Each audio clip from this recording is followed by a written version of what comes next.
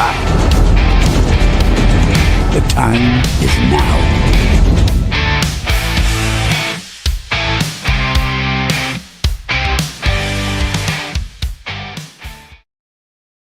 One and all, welcome to NUFC Talk TV. Sorry, we're a little bit late because I was sat like Billy No Mates for some time because my mate Derek here decides to send all the boys in the panel tomorrow night's link.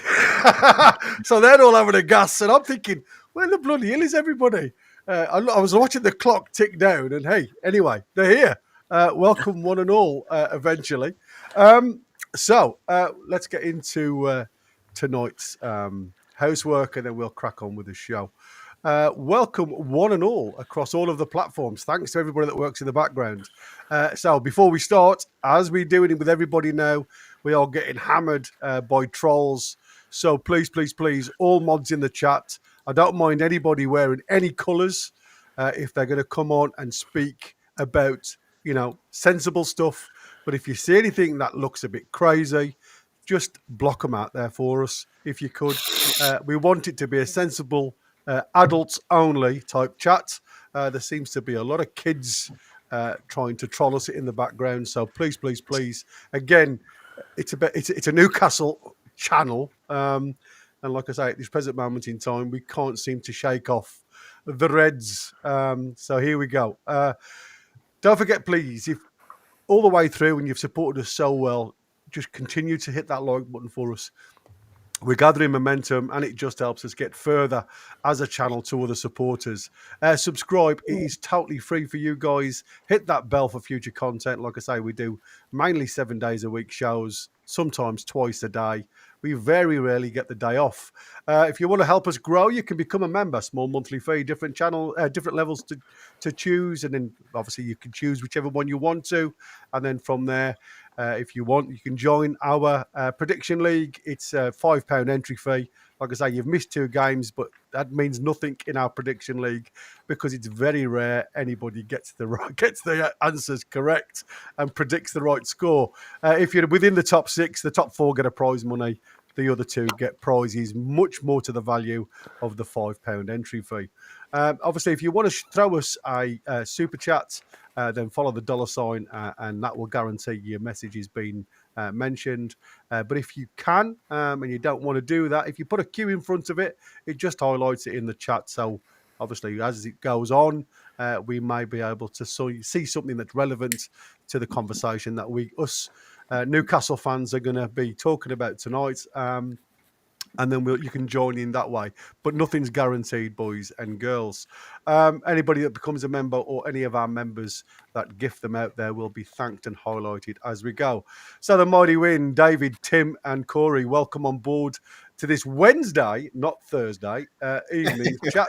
Ali, I suppose with the window coming very fast, we've got some questions to answer, I suppose. Now, it's a really strange one at the minute because, when you look at the initial 110 million bid for Isak being rejected, the second proposal is apparently 120.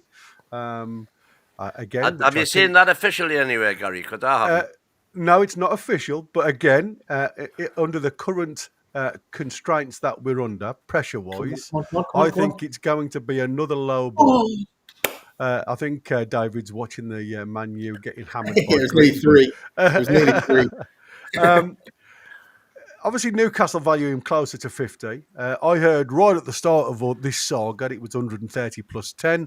But again, like I say, as the window closes, Newcastle could be under a lot more pressure to get rid of the guy. Or do we just sit him in the reserves? Obviously, we know Newcastle directors Jamie Rubin and Jacobo Solis personally visited him at his home on the 26th of August in an attempt to mend relations and to clarify his future.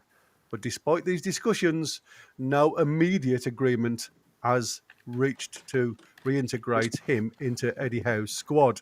Now, obviously, he's been missing in training because he first stated that he'd got a muscle injury He's obviously been training on his own. He went over to Spain and all this. So he's well behind regarding fitness. So it's going to take him a few weeks to get there. But apart from that, John Dole Thomason has named him in the Swedish side. But according to his agent, he said he doesn't want to play for the Swedish international side. He only wants to play for Brazil. Obviously, they've got a few games in hand, and according to Thomason, he said that he's not really concerned about Isak's fitness. He knows what a quality finisher he is, and to have somebody like him in the squad, it's second to none. And a funny thing, because we've got a Leeds player that obviously we're playing Leeds on Saturday that could actually be joining Isak. So it'll be interesting to see if they have some conversations while they're out there. So the summer transfer window closes for all parties on September the 1st at 7 p.m. And Newcastle seek clarity on Isak's stance and potential replacement options, while Isak continues to push for his move to Liverpool or another top-flight club before the deadline. Now, what I wanted to say to you guys is we've get into this situation now where, we've got our names next to a number of players. The value of these said players are constantly rising. What's your thoughts now if Liverpool come in with this so-called cheeky bid, which seems to be very much on the horizon, according to the rumours? Again, there's nothing official out there, according to rumours. To see how we stand. Is it something that you see Newcastle thinking about with 120 potentially plus 5 or 10 mil? Not a chance. Not a chance. He ain't going nowhere. Certainly for less than 140 plus. 140 plus add-ons, which could take it to 150. Or maybe even 130 plus add-ons. If they said 20 mil if they win the Champions League, or 10 mil for the Champions League, 10 mil for the Premier League, which would be pay for itself anyway. So there'd be no reason for them not to accept that. But he ain't going for any less than that. Guys, what's your thoughts? Dave? Well, I mean, going back to that initial 110 million bid, right? If we basically make it like 100,000s, right? If you're flogging a house for 150 grand and someone comes in with an offer of 110, you would say to your estate agent, are they fucking kidding? Yeah? Because that's not a low ball, that's an insult. Do you know what I mean? It's 30% less than the market value, right? And when you've got all these knobheads like O'Hara and all these clowns basically going, he's not worth 150 million. But, obviously he is. Obviously he is. No, but also, again, I have to go back to the point and say,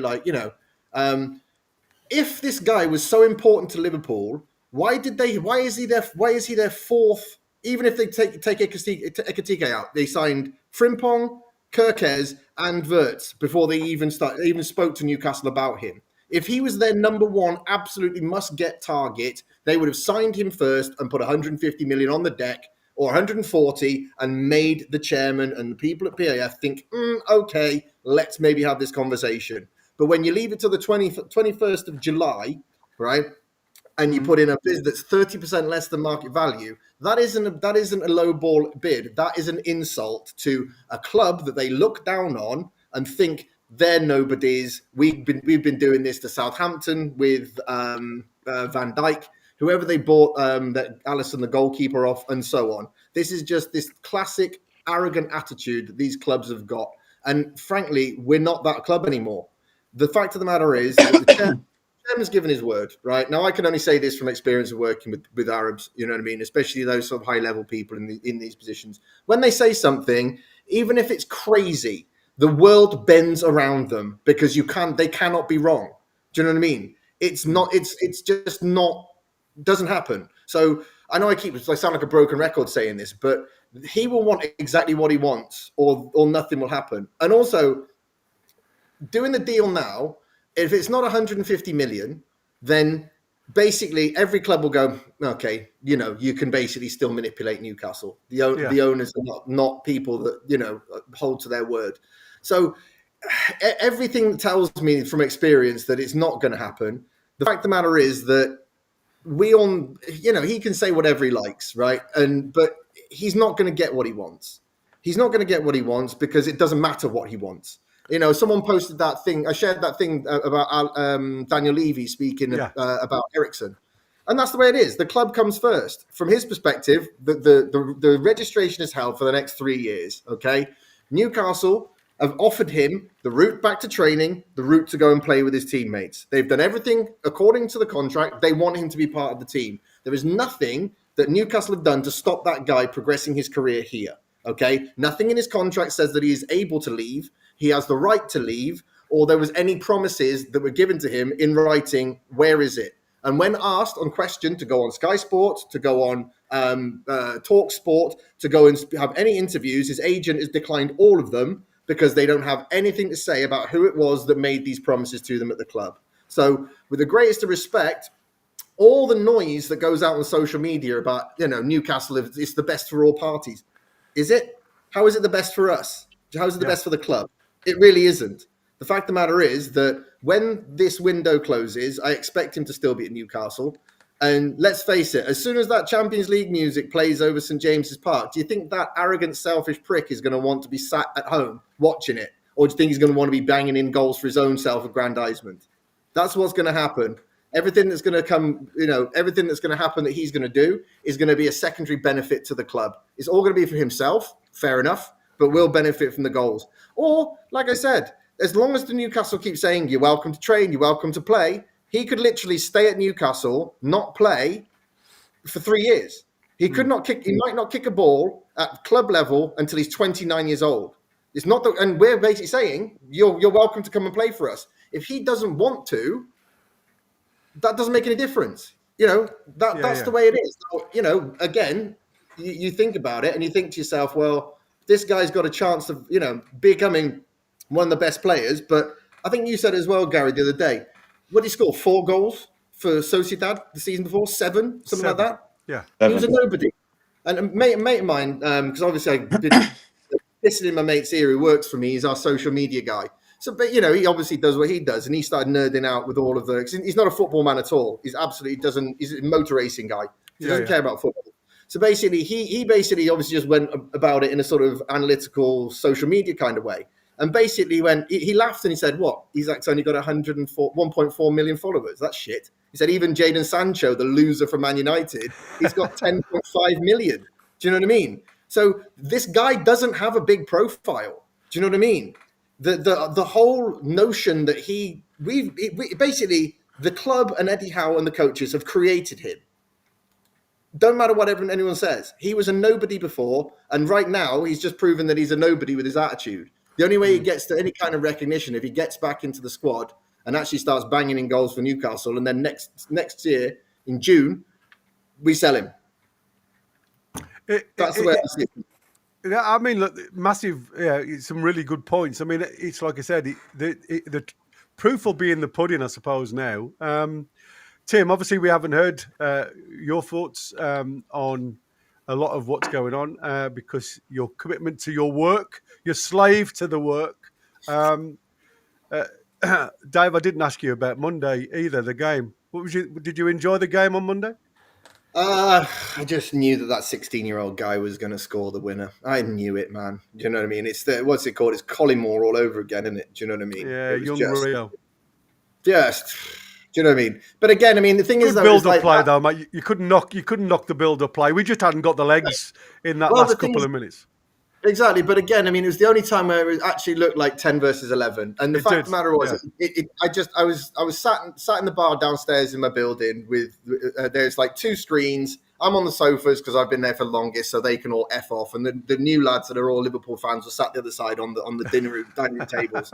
And I'm on my own with like 4 sofas completely empty, and they're all sat the other side. So obviously, I laughed my ass off when Asula scored because I didn't see that coming at all. But I just had flashbacks of AC Milan, to be honest with you. Do you know what I mean? Yeah.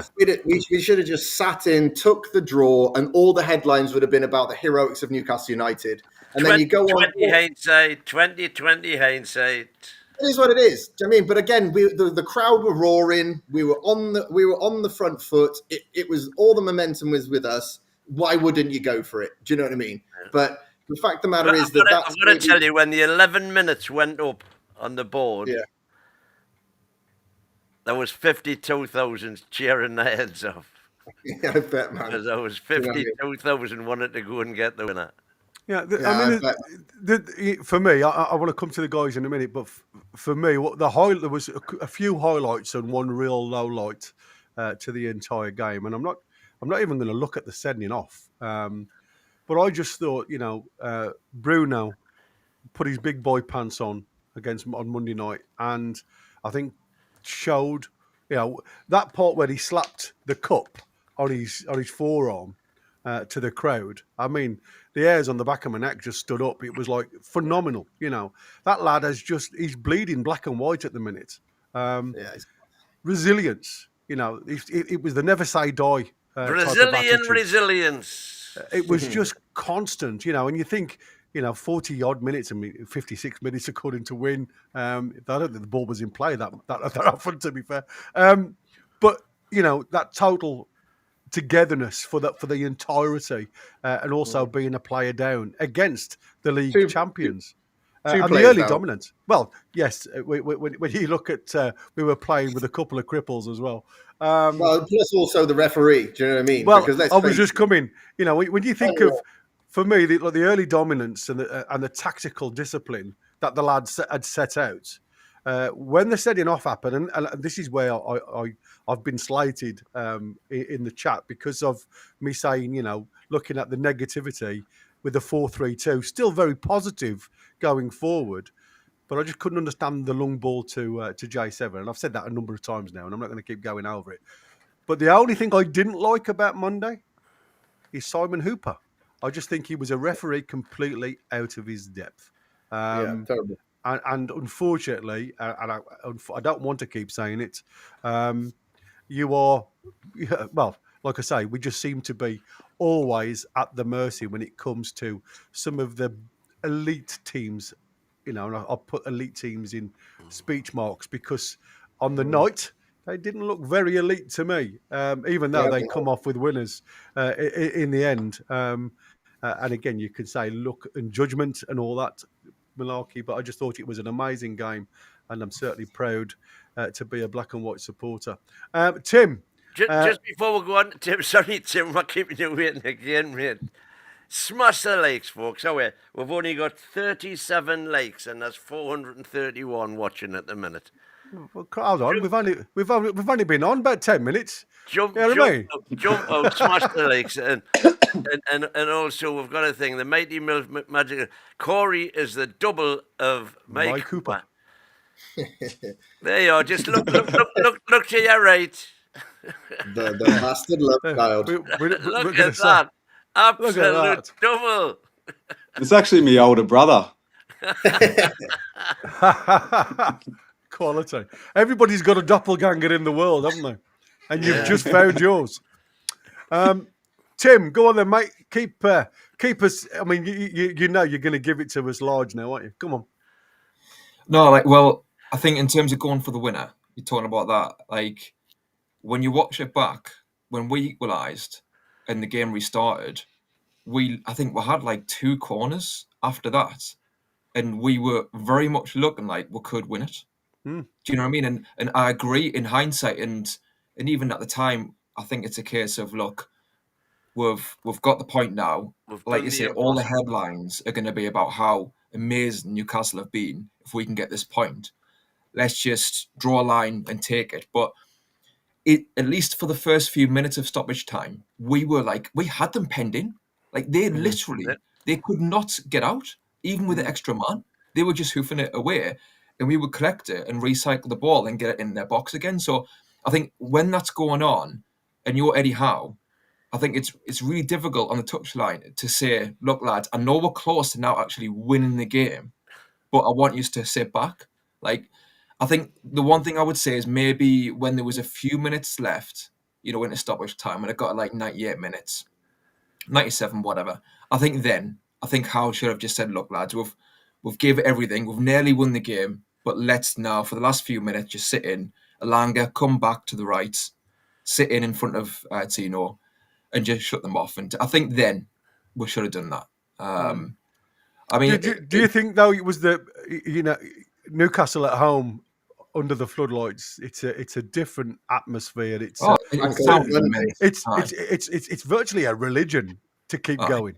You know what I mean? And I think sometimes sensible people when it comes to when you look at, and we heard Jeff Howe, and I agree totally. And as Davey said, it reminded me very much of Milan. We've still got Europe in our hands, but we still want Champions League. And it was like, as I said, for me, Eddie Howe's stance on games these days is 1 point isn't good enough. I'd rather take the loss and lose the 1 point if I can get the 3. Now, I might be totally wrong on that, but it seems as though he's changed the ethos on just going to the 5-4 or a 4-5 for the foreseeable, as we used to do against these so-called better sides. Against the Man Cities and the Liverpools of alike, the Arsenals, we used to just sit in. And it always looked a little bit of a struggle. And I think now Eddie Howe has got back to the old adage of going, the best way to defend is attack. Yeah, and I agree with that. I agree. I think the only thing with this game is, with it being such a unique game, that point would feel like a lot more than, a point. Yeah. And that momentum going forward can carry you. So just with this particular game, I can understand why when it gets to 98 minutes, it's like, right, just take it. But I mean, I agree though, especially like I say, in stoppage time, we were the only ones who looked like we were going to win it, even with 10 men. So at that point, I wouldn't criticise Howe at all, because we've got them camped in. So why would you then just suddenly drop back? But like I say, when we're just gassing a little bit in the last few minutes, I think then maybe just get shape, get compact and take it. But I think with Bruno, with referee, I think Van Dijk was in the ref's ear all the time. You could see that. And he was influencing the ref. Game, yeah. Aye. So, the ref needed to be stronger there just to bat him away. With Bruno, I mean, like you say, just an amazing captain's performance. And, to bring it back round to Isak, because that performance from Bruno and the team, you simply cannot overstate how good that was. The first half was brilliant, but to do that in the second half with 10 men against Liverpool, who were just literally just kicking out in the touch, they couldn't do anything. Like I say, you cannot overstate how good and how much that's gold dust, basically. To perform like that, it's very rare you're going to get that standard and that togetherness and that spirit. Right, so that is something that we really need to hold on to. And with Bruno, playing like that, playing with that passion, that drive, but also that quality, right? You bring it back round to Isak. In an ideal world, he does come back in, he scores the goal. It's a transactional relationship, like people have said. And we'll sell next season. But I just have fears that, yes, ideally it would work like that. But in reality, like I said, these are humans, and what we have here is built upon togetherness. Will he really? I mean, like you say, David, when the Champions League music rings out, I'm sure he might then. But when you're playing against Sunderland in the derby, and it's all hands to the pump, is his head right? Is his heart right? When January comes round and Liverpool are sniffing around again, other clubs sniffing around, and the speculation starts again, is his head right then? I've got doubts. So I think this should have been nipped in the bud before now. I think when Isak made it clear that he wanted to go and he went off to Sociedad to train, when the players came back to pre-season in Newcastle, he should have been told, right, you've got a week. We'll give him a week to get back with the group. By that point, if he hadn't got back with the group, I just think we should have drawn a line under it and said, okay, he wants to go. He's not going to come back in the group. He's a problem character. And just really, and we should have got strikers through the door anyway, but just really concentrate on getting 2 strikers in. But it's not like we weren't trying. Well, we're trying, fine, but I don't. Boys, I I'm don't like this just going to pandering jump to out Isak. and come back in again because I'm having serious technical Yeah. issues here. So I'm just No going to jump problem. out, see if it can refresh. All right? Yeah. Won't be long. I said a few weeks ago that what I didn't want us to do was go cap in hand to Isak and say, "Will you please play for us again?" You know what I mean? Like as if like he's doing us a favor. And I don't like the optics of us visiting his house because it looks exactly like that. And I agree. You know, we should be saying to him, "Get in there," you know, and you're fine because you're not coming back into the group. 3-0 Grimsby. You know. Bloody hell. It's a strong Man U side as well, it's isn't it? offside. It's offside. Oh, he's offside. Oh, this bloody Hence the fucking camera. cry. Doing my bloody head in this camera. Oh, gutted. Right. Yeah, no, I hear what you're saying, Tim. For me, the thing is, it's the agent is clearly so. If this what obviously Craig, all despair, no hope is to be believed. This has been going on since obviously all of last season. So you can guarantee that obviously the charming gentleman that Isak's agent is, he would absolutely have been like hawking his client around Europe all last season. You know what I mean? The noise around Arsenal went away very quickly because it was clear that they were simply never going to be in the race at the money that we wanted. But it also tells me that, he's obviously spoken to everybody and his dog. He's spoken to Real Madrid, Barcelona. He'd have spoken to Bayern Munich. He'd have spoken to PSG, everybody he can. And all this exploring my options business, what options? You don't have any. Do you know what I mean? And the reality of it is, like I said, if he was this player that was, if he was the sort of next Mbappe, which obviously a lot of people are talking about him as though he is, there would be more than one club at the table. Yeah. And Let there me isn't. just say, David, sorry to cut across, and sorry, Corey, I know we'll come to you in a second, but is he, you're saying that there's nobody in form, but is that partly because of the 150 price?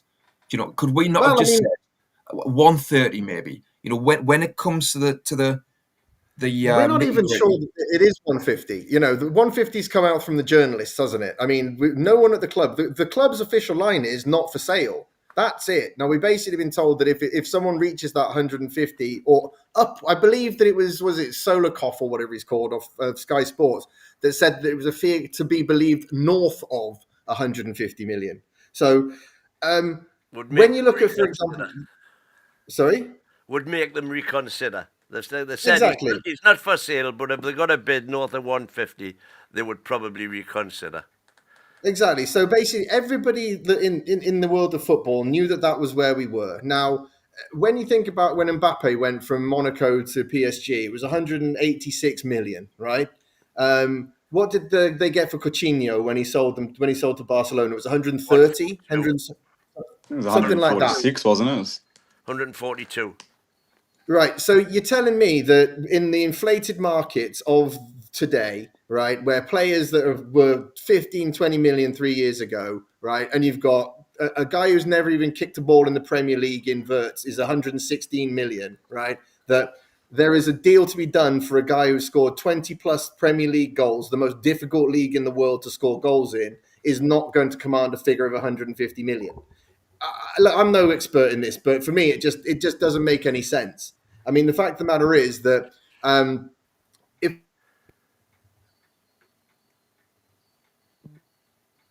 You're muted. Sounds went off, Matt. You're muted. there you go. Yeah. Oh, I just some reason I must have had my mouse over it. Clicked the audio. Anyway, for example, a club like Real Madrid, they do their planning a year to 2 years in advance. Hence the reason that Trent was tapped up, whatever, talked to and said, we'll take you on a free. Like Mbappe, we'll take you on a free when your contract runs out. Just run it down. We'll give you a massive bonus and you come and play for us. If you notice that they've only paid a few players the big money transfers recently. Obviously, they've got huge amounts of debt to repay the rebuilt Bernabeu. So basically, they have to obviously consider how they're spending money. Now, from the Chinese whispers, grapevine over here that I've heard through various friends over in Saudi, that apparently Real Madrid and PSG, there's been a apparently a group from the Qatar Sports Investment have spoken, and also Real Madrid contingent allegedly have spoken to PIF about potentially signing him next season. Okay, which basically is how clubs at the top level do their business. How Liverpool has acted is not a top club way a top club works. In fact, I don't think that English teams work in that respectful manner at all anymore. They've been so used to being able to go to clubs like Fulham or like, Spurs when it was Berbatov and like any other club and just basically bullying clubs and then just getting what they want, using the hostile media environment to settle a player and get the player out at the price that they want. Now, obviously, Newcastle we didn't even need the hostile environment, did we? Mike Ashley was gift wrapping them and sending them down the road in a Sports Direct bag as soon as he got a £5 million offer. Do you know what I mean? He was happy to get rid of the cash and he was like, but obviously that's a different matter now. Yes, what you're saying is absolutely right. I understand all the things you're saying. And again, when you're in that environment where we are a team, and it's us against the world, which is basically brilliant for us because it has made a real siege mentality, as was evident from Monday night, and that is very important. But again, if you listen to the players, if you listen to what Kieran Trippier said when he was asked, he said, Alex has got my phone number. All he's got to do is give me a call.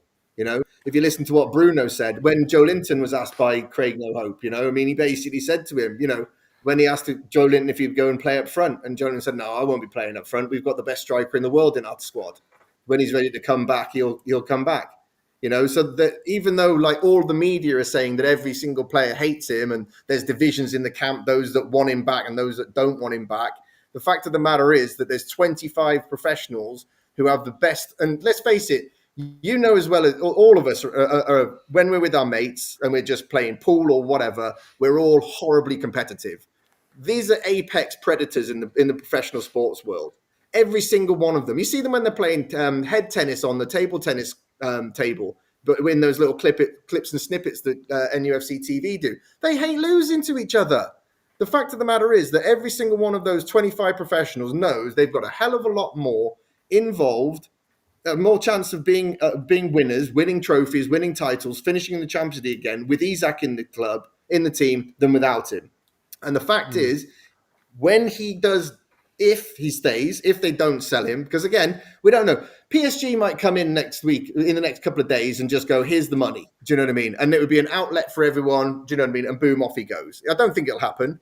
But the fact of the matter is we don't know because it's the thing. But again, I just don't think that, it may happen. But again, going to Liverpool, it would just leave such a bad taste in the mouth. And the status quo will remain. Newcastle will always remember this day. 10 years' time, everyone will talk about the time we got rinsed by Liverpool for Isak. And I don't think that that's the model that the owners want to go with.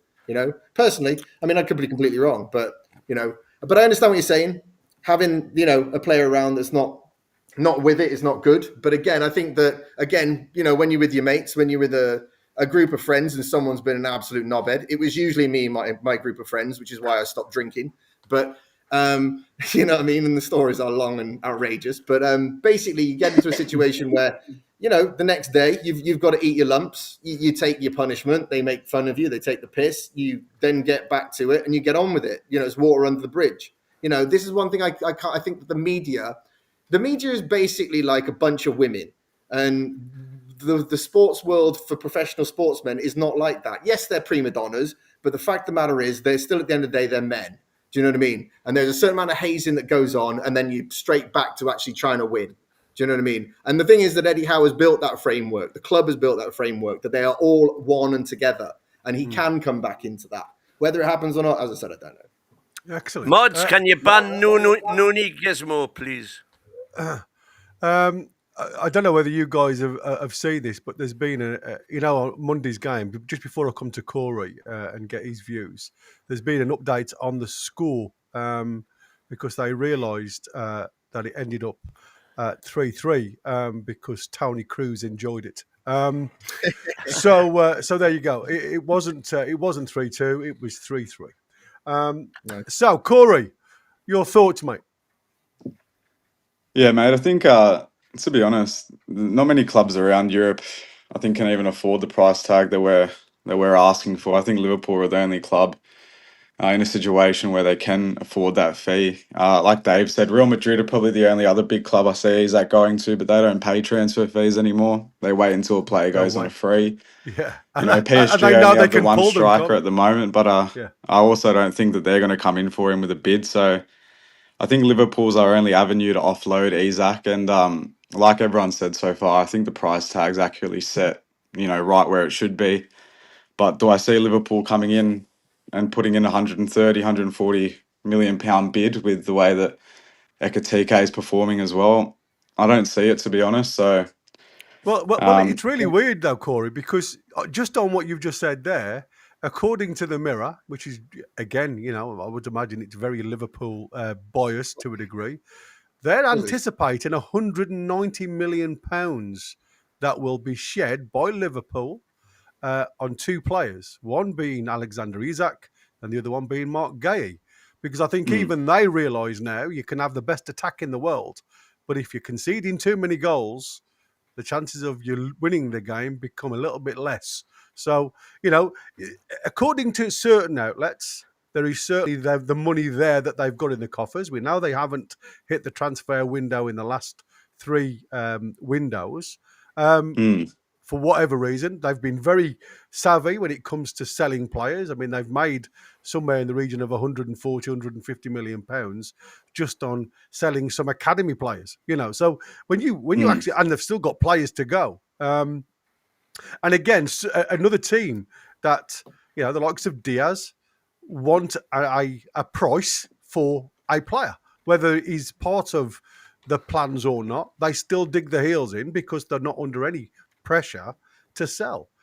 We aren't quite in that freedom mindset yet because obviously we've got a few days to try and operate in. And the chances of us getting a replacement for Isak is slim because there's very few like him. But we haven't even replaced Wilson yet. So, for me, it's a case of why are we casting just one net over one player when really we should be casting the net over multiple targets Well, and see, that's trying been to our sort issue that. this whole transfer window. We've put all our eggs in one basket at one player at a time. We focus 2 to 3 weeks on one player. Another club eventually comes in, takes the player, and then the last 3 weeks of work that we've put in this signing it's redundant. So, yeah, we've got to be casting a wider net. We've got to be going for more than one target at a time because eventually when the target that we are going for, falls through, we've got that backup that we've been looking at. But, evidently it doesn't seem that we've been doing that. It seems to be one player at a time. And, it's just not a way to conduct business as we've seen. It's target after target after target. So, and like you said, we don't even have a Wilson replacement to even be thinking of letting Isak go. Then we were literally starting a campaign as big as this is with zero recognised strikers. It's a crazy situation we're in. I think Yeah, as well, I think we need to just overpay a little bit for one of these strikers. And this is where I come back to the Isak situation and the fee. If we did get a massive fee for Isak, and I know it's not all in our control, but if we did, you can't afford to just have an extra 10 million, for the striker that you're buying and have two strikers going into the season. Yes, they're not at the same level as Isak. Obviously, you're probably not going to get that. But if you have two very good strikers who can also improve, like a Jackson, and they are bought into the project, do you know what I mean? Would you not rather that? And we can just crack on. Like with Isak, what was Isak like at the start of last season, at the end of last season? How useful Mm. was he to us? How good was he? He's well, an amazing player, but I'm just saying, just think back of those yeah. games. His head Well, wasn't yeah, right. That's what we He said. didn't offer much, did he? Yeah, but So but like, this is what I no, said. Are you looking at a player who is mentally affected by a conversation now that we actually realise happened? Because Eddie Howe has stated the fact now that he'd had words with Alexander Isak. So was the start of the season, his mindset was still, this is it. I'm not doing it anymore. You know what I mean? I'm down in my tools. I'm throwing the toys out the pram. I'm not working like I want to. But then obviously as time goes by, because it was like the first 6 games, I think he'd only scored 1 goal. Even though we were creating opportunities, we just couldn't seem to hit the barn door for whatever reason. So then all of a sudden, as you say, the end of the season again, we're talking about I need to be forcing myself away from this club. It looked very much similar to the start of the season, as you've just said. It seems as if he's down tools and I ain't interested anymore. Yeah. So I just think right. Like Jackson, I mean, and I've come round to Jackson. I know he might be going to Bayern Munich now. I was going to say, I think we missed the boat there now as well. Not that I'm greatly disappointed about that, to be fair. I think Chelsea are having a 180-degree turn on this one now, because obviously there's been a report today that it's gone in my head. What's the Palmer's injury issue may stop a deal for Jackson going out the door. Right. How about we got Jackson and Larson, right, before now, because we're scrambling around too late. But if we got them through the door before now and we'd accepted that Isak, he's not going to be committed, I would rather go into the season with those two, the two good strikers that can both improve. They're both young enough to improve, under Eddie Howe especially. And then you've got Asula as well. I would have rather, just go into the season with that and get a big lump sum for Isak. It might not be 150, granted, and I know that's frustrating, but if we did it earlier in the window, it doesn't look like you've had your pants taken down as much as if you do it now, where it looks like now you're relenting. But if it was nipped in the bud earlier, the optics aren't quite as bad then. That's my frustration, where I'm coming from now, especially when I see that game against Liverpool, when any competent striker would have put some of those chances away. Would have had a field day. You're right, Tim. No, and you're absolutely right. I completely agree with everything you're saying. Again, this goes back to this war that we've been having in the group chat for the last, since I joined a couple of weeks ago, basically, about, the Eels being ill and leaving. And then obviously somehow he decides that it's a great idea to accept the resignation of Mitchell just before the transfer window. I mean, basically, that whole scenario, obviously there's a lot of people, obviously a lot of people as well that come on here, like Mr. Jefferson, who obviously likes to just sort of like make very clear sweeping statements that Eddie and the recruitment team are absolutely to blame and they all need to be fired on the spot, which is a little bit hyperbolic to say the least. But, it's a situation where there's so many moving parts to this. And the irony is, right, we've still had a pretty good window on the slide. Very good window. That's what I mean as well, It's bonkers, right? I mean, if you'd have said, right, if you cut out all the Isak noise, right, and you'd have said to us all in June, right, by the time we get to the end of July, you're going to have a nice new shiny right winger, a right-sided centre-back that's been linked to the club for 2 or 3 windows, and everyone was buzzing when we were first linked to him. Do you know what I mean? And by the way, it was Paolo Maldini who wanted to pair Botman and Thiaw together for AC Milan before he was got rid of, which is a ridiculous, legendary defender wanting to pair the 2 defenders that we now have at the club long term, right? So we've got that, and we've got a goalkeeper, and on the showing that Trafford put in for Manchester City, looks like we've got the better deal, because isn't he off to like Turkey on loan now or something? Yeah, something like that, isn't it? Yeah. Man United have just equalised. Bastard. It's 2-1. And they've got about 5 minutes left. I've had to turn it off because the stream was being affected. But yeah, look, I mean, if we'd have said that at the start of the window and without all of the noise around Isak, and I get what you're saying. I mean, ideally, what should have happened was that there should have been a consensus from top to bottom that last season, that if they weren't going to give Isak the money, that they should have basically gone directly to a club like PSG or Real Madrid abroad that could afford him and just say, what can you afford? What do you want to pay? Can we basically say, you pay us 140 million for him. You've got, I don't know, Enric at Real Madrid. You flirt with that guy. You show him a bit of leg. Obviously, get the Brazilian lads to chat him up. And basically you say, we'll give you 80 million for him. Do you know what I mean? So they end up paying about 60 million for a world-class 140 million pound player. Or do a deal with Barcelona. Or do a deal with PSG. Do you know what I mean? If they'd have done that, but as Win says, hindsight's 20/20. Do you know what I mean? Yeah. The fact this is the thing. And the other thing is, I think when Eddie had the conversation, which we now know that he did have with Isak, with Isak. I think Eddie was still kind of hoping that he might be able to fix it.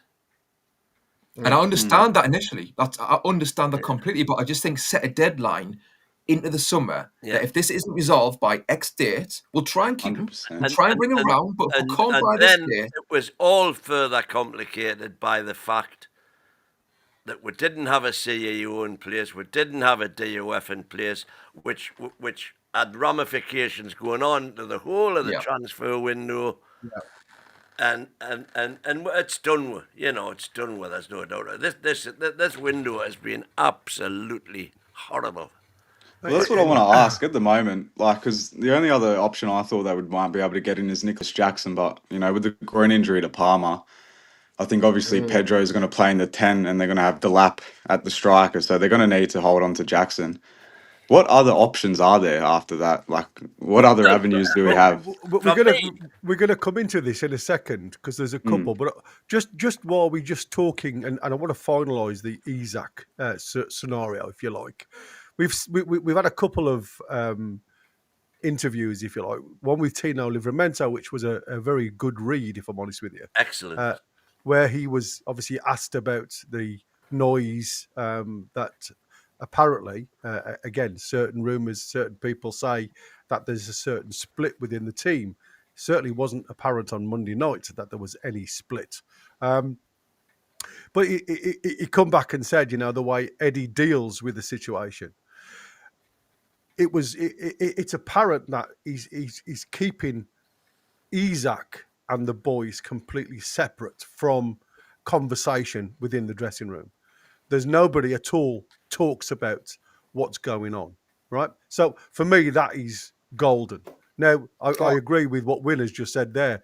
I think, in all honesty, I think Eddie Howe thought he had the power, if you like, with the contract situation to try and bring him back to thinking about Newcastle rather than just downing tools and going the other way. The other point of view was Bruno's conversation, and we've seen that for everybody to witness. It was more a cast. I think Bruno's conversation. Let me just make sure I say it right. He was asked about, have you been in touch? Bruno said, I haven't had any contact with him. Spoken to him at all. We've been training in the mornings. He's trained at a different time with no one from the team around. As captain, and for us as players, it's a tough situation because we want to have the best players with us. But that's something we can't control. The club, the management, the owners are dealing with that. I hope it gets sorted in the best way. And there was another conversation that he had. It says, where is it? I can't. I've lost it now. That's it. We are really missing our striker, a player who scored more than 20 goals in the Premier League last season. So, of course, he's someone we feel the absence of. Now, at the end of the press, we talked about Eddie Howe's stance with Alexander Isak. And when he was questioned about the trip of Jamie Rubin to Isak's home, he turned around and stated, and again, I haven't got his words in front of me, so I don't want to go and put words in his mouth, but it was more in the fact that I'm not interested in a player that doesn't want to be part of this club, more or less. So to me, it was as if, and I'm not saying, again, I'm not putting words in Eddie's mouth, but it did feel to me as though Eddie had finished with him.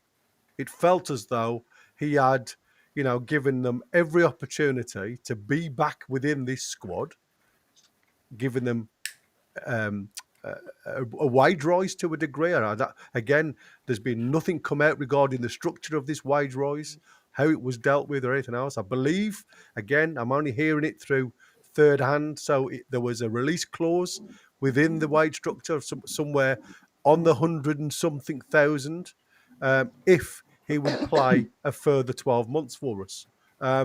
So it was put on a plate for him. But has it gone, and the reasons why I want to ask this question is, has it gone too far for Isak now? to come back because of the noise around the buildings now. You know, it was quite funny when you saw War Flags have the Swedish flag in there, and it was Alanga that was on the Swedish flag, and not obviously Isak anymore. So again, there's twists and turns for everything. For Isak to walk back into St James's Park as one of the players, he's got one hell of a humble pie to eat, hasn't he? Before he gets the job done. Well, I think Eddie's given him a chance to make it easy. You see in the press conference where he said Alex would have made a difference yesterday, and like a few of the other players have said how much they'd love to get him back into the camp. So he's obviously got the option there, but I think he's got, similar to what Tim said, I think there needs to be some sort of deadline within the next week or next 2 weeks to get a decision, because we've opened the door for him. The opportunity's there, but I think, you know, in another week or 2 weeks' time, if he still hasn't come back into the camp, then I think the bridge is fully burnt. At the moment, I still think there's a way back, but, you know, there's definitely a time limit on that way back, and I think it's a week to 2 weeks max. Yeah, but what do we do with him? Because the window's closed now. So, you know, we have literally got a short window of opportunity to make a decision one way or the other. And that's what makes me think that Liverpool will throw a cheeky low ball offer in again. Because the pressure, unfortunately, is on us rather than on them. Now, yeah, we can play hardball. We can play hardball all day long. It's not about not us having the money to do it. We have got the money to do it. But it's a case of what is the point in holding on to a player apart from just saying, you know, I'm Billy Big Bollocks. I don't want to let you go, so you ain't going anywhere. Will that? I had a discussion to a Liverpool fan earlier on today. Not the greatest of discussions, I must admit, because as always, they never listen. They just want to preach. And it was a case of, he was trying to explain to me that players will not want to come and play for Newcastle if you're holding players to ransom. And my answer to him was, no player that is a rat will come to any club if he doesn't believe that there's a clause to get out. And I says, and that was the problem. I says, you know, you've still got the likes of Wissa, who I don't agree with what he's doing, but he wants to come. Now, if he's being a rat at Brentford and still wants to come and play for us, you know, you've got to ask the question, haven't you? Well, why are people still wanting to come and play for Newcastle? It's crazy. And I says, rats are out there, you know, you can't stop him doing what he's doing, but it doesn't stop players coming that respect what the club are trying to do and achieve. And it's all about that respect, isn't it? If you respect what the club's doing, they know full well that they've got the contract and the registration, and you can't be forced to do anything because of one person's actions, then I think you've got every chance to get the right players through the door and not the wrong ones. Go on, mate. Matty Gorman, who, full disclosure, is a Liverpool fan. I think Isak is angry because Eddie Howe has allowed the narrative of he's dropped this on us halfway through the window to fester. I think Eddie Howe's been very diplomatic. Yeah, but you could argue, if you were in Isak's camp, you know, playing devil's advocate for a second, you could argue that Eddie has allowed that narrative to fester, because until literally Friday, he had never come out, despite all of the outcry at Isak having dropped it on us at the last minute. Eddie never came out and said, you know, to be fair, he told me, you know, when the last game was finished. He told us then, yeah. But the thing is, though, is that when you say drop it on us, the dropping on us is refusing to play and refusing to train. Do you know what I mean? Not necessarily. That was the issue. If he wanted to go, no one's bothered necessarily if he said that at the end of that season, last season, or, you know, midway through the pre-season. But it's the fact that he didn't want to play, didn't want to train with the group. That's the problem. But why go on us? Why go to Austria if he's not interested in the club? Why go on a team building, rafting, whitewater rafting episode where everybody was laughing and joking and everything else? You saw it. Isak was still part of the unit there, taking it, you know, in his stride. But as soon as he come away from Austria, That was it. It was And so. if you told the club like at the end of last season, I'm out, I'm done. Why was he sat chatting to Tino in the kit launch? None of it makes sense. Plus, also this whole shtick about, oh mate, no one's going to want to play for you. Do you know what I mean? No one's going to want to come to your club. It's like, shut up, man. What about Suarez? You held him hostage. You held Torres hostage. Do you know what I mean? And that was when they were bang average. Do you know what I mean? Yeah, but they didn't hold. Let's get rid of this narrative. They didn't hold him hostage. They were contracted to Liverpool. Exactly the point. It's nonsense. But again, but this is the whole narrative that has been built up around this whole saga. Now, as I said, I mean, I work in the media. I build TV rooms. I've been in newsrooms for the last 20 years, right? There's a saying in the news media, if it bleeds, it leads.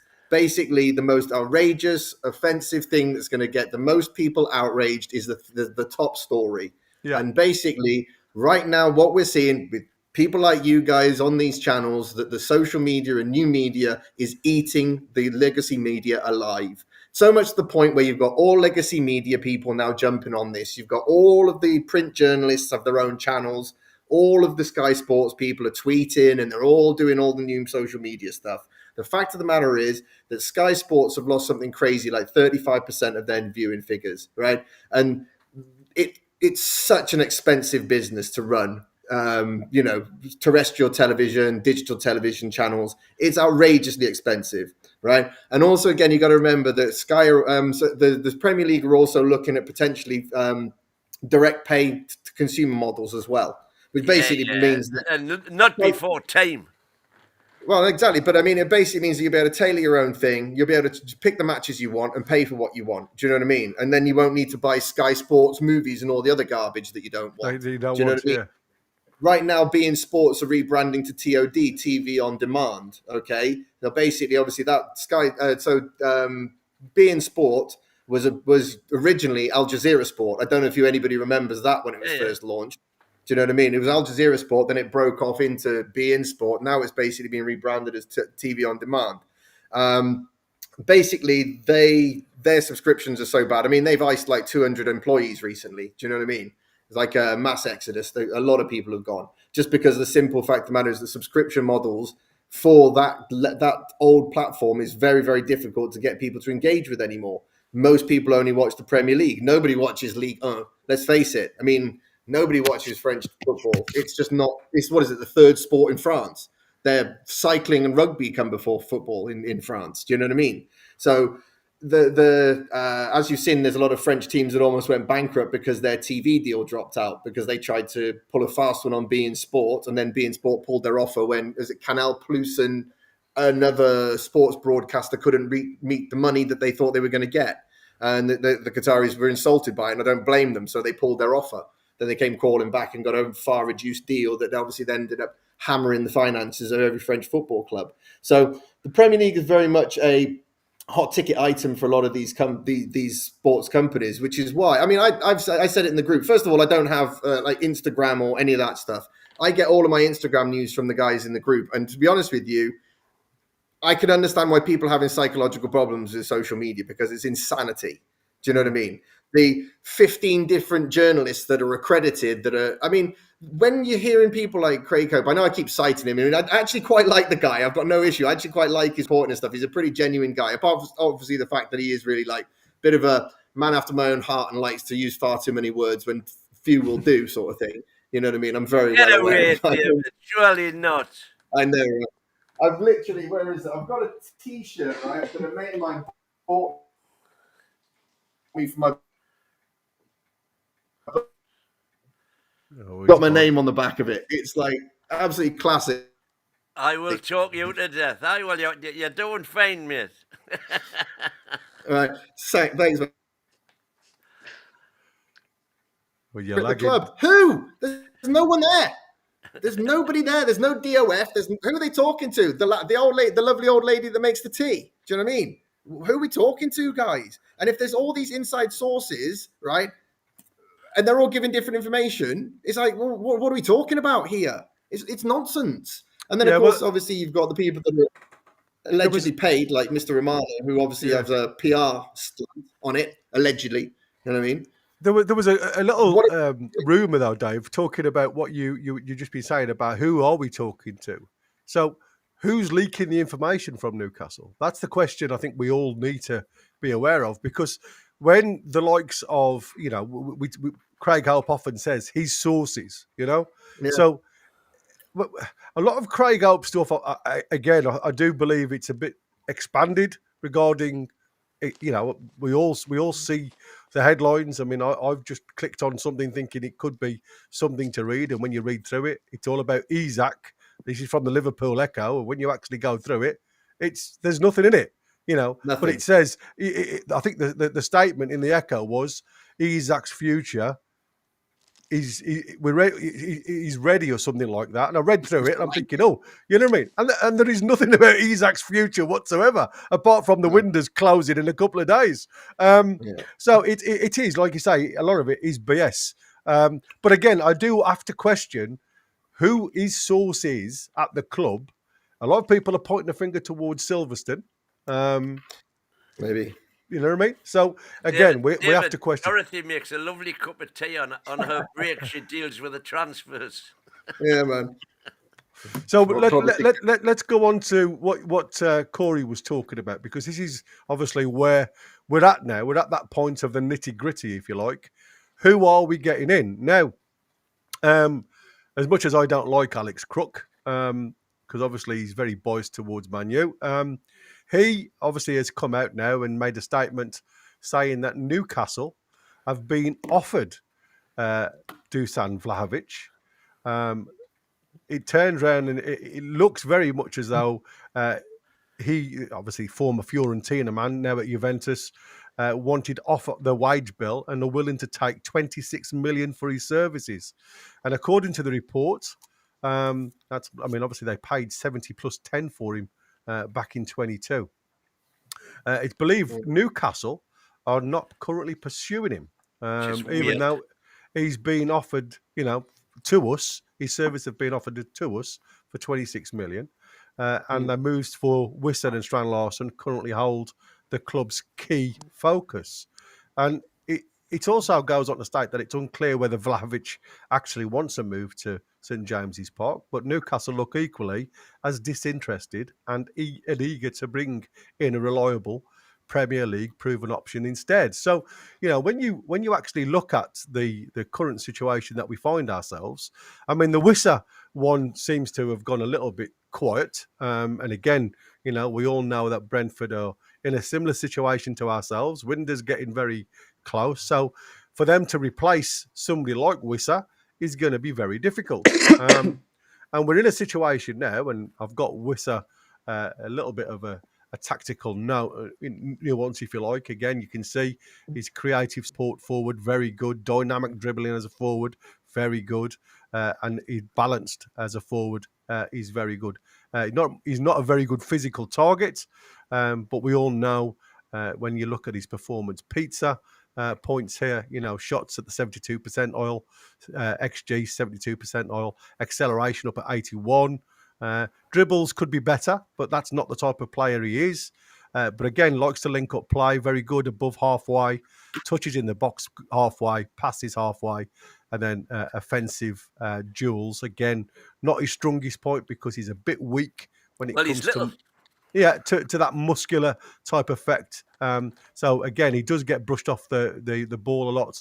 But again, when you look at his archetype comparison, he's very much on the higher graph in this bottom right-hand side here when it comes to what we want a player to do, and that's obviously score goals. He's obviously French, right-footed, 28, 29 at the next birthday. Going on to Vlahovic, which again, the options that we've just seen, bit of a different striker. Again, when you look at his archetype, a bit more physicality, not a lot more, but a bit more physicality. Not dynamic in dribbling, not creative mindset because he's a balanced striker. He just wants to get forward. And you can see on his pizza, XG of 98, shots at 95. So totally different, touches in box 95. Different style of striker, doesn't really want to come deep and link up play with his players in midfield. He wants to be the target man. He wants to be in behind, and he'll want to pick the pockets of the defenders. Again, offensive duels low, passes low. Again, not type of player. He's more the clinical man, the 6-yard man.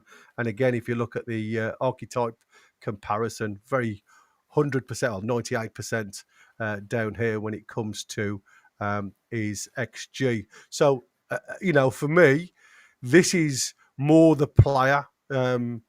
If you want just to be, lumping the ball forward, as we've seen again, a bit of a change in Eddie's style rather than the slow build-up. It does seem more direct against certain opposition. Potentially, that player links up to the style that Eddie Howe is looking at bringing into Newcastle. Supported Wilson more than it supported Isak. So I certainly wouldn't let go of that one. And then we go into Strand Larsen, which again, when you look at Strand Larsen, a totally different striker because he's more the physical centre forward, the old-fashioned style centre forward. He's not a dribbler at all. He's not really a balanced forward. He's the type of player that will just hit the half space, try and find the space off the shoulder of the defender, look for rebounds, as you saw him score two late goals yesterday to Wolves to win against West Ham. He seems to be in the right place at the right time. Again, that's something that you can't coach. It's instinctive in a type of player. And again, when you look at his creative support, again, not high. Again, very similar on the percentile to Johan Wissa. Apart from the strength and the duels, because again, this guy, when you're looking at the long passes, he's on the 74, which again, if you look at Eddie Howe's style of play, he suits the long ball, the more direct approach because of his ability to hold the ball with his back to goal and wait for support from the rest of his team. Again, the archetype comparison, very high on the comparison. His XG just below the 80 percentile there. So again, different style of forwards that we've been linked with. And I guess it's no point in me saying to you guys, who would you like? Because I think the answer will be any of them, if not all of them. So, I don't know what's happened with the Wissa situation at the minute because it looks very much like that was the big thing. Isak obviously deleting all his profile with Brentford, losing all of his connections, if you like, when you talk about social media, something that Isak hasn't done as of yet. Isak's still quite happy to obviously listen and watch social media, see what's going on there, where obviously Wissa has totally turned himself away. But again, the lad, even though he said he was on strike, is still turning up for training. He's still doing what he needs to do. And that is up to the coach now. Again, I think he was removed from the team again because I don't think his head's in the right space. I can see that one probably going to the last day, September the 1st, before anything gets done there. Is Strand Larsen, I said this last night, they want 60 plus million before they start negotiating. Is Strand Larsen worth 65 to 70 million pounds in the current market? You're I think overpaying. he's worth 45, to be quite honest. But Not when you can get Vlahovic including his wages for the same money.